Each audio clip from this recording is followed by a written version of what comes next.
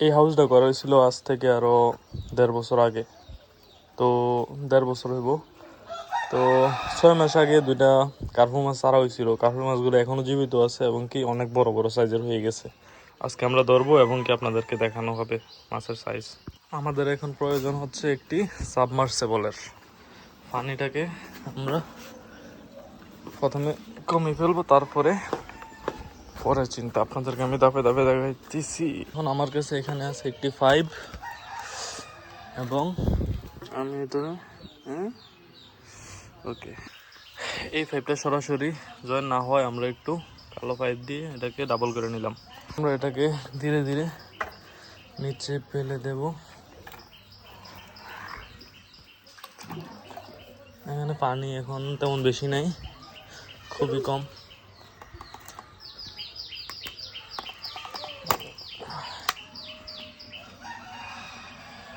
চালু করে দিলাম।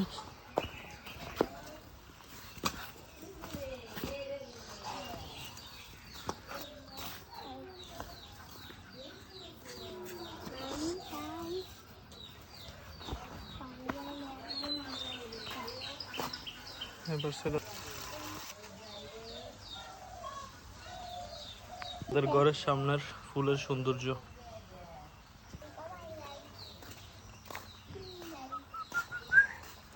এটা হচ্ছে আমার নিজের হাতের তৈরি করা আমার ফিশ অ্যাকুরিয়াম। এর মধ্যে পানি কমতে শুরু করেছে, আপনারা দেখতেছেন।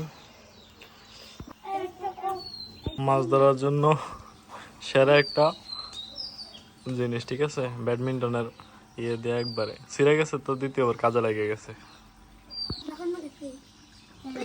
দেখতে দেখতে আরো পানি কমে যাচ্ছে। পানি কমতে কমতে জালটা একটু ফেলছিলাম, দেখি যে দোনোটাই মারাত্মক মাছ। ট্যাংরা মাছ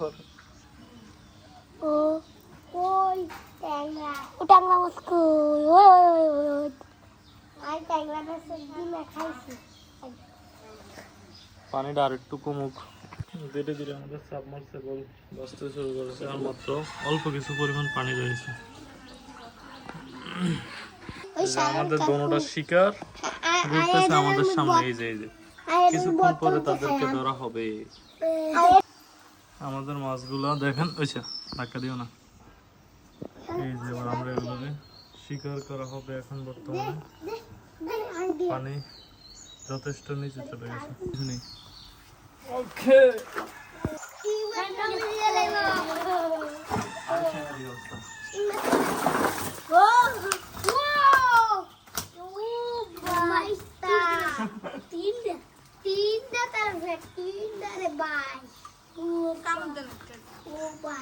বালতি রেখে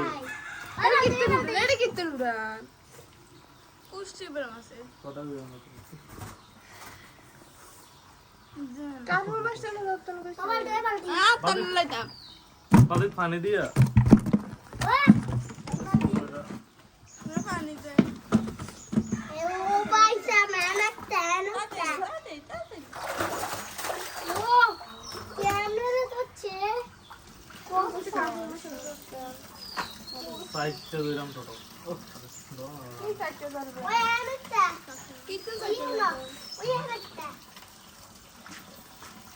মাছগুলা ছোট ছোট আসলে দুটো গেছে।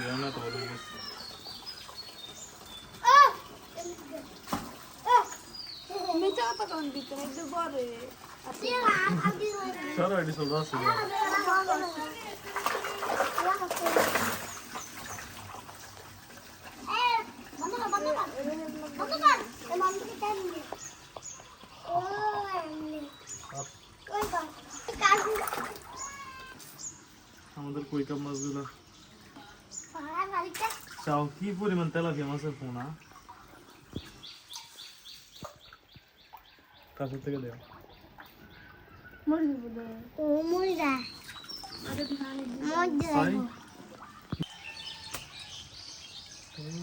ভালো পরিমাণে বড় হয়েছে, বাচ্চা দিতেছিল, বড় হয়েছে এবং কি বাচ্চা দিতেছিল, এই কারণে আমরা এগুলো ছেড়ে দিলাম। ভবিষ্যতে এগুলো আবার বাচ্চা দেবো। বাচ্চাগুলো একটু দেখে দেখি ক্যামেরাটা না। তেলাপিয়ার বাচ্চা কি পরিমাণে হয়েছে।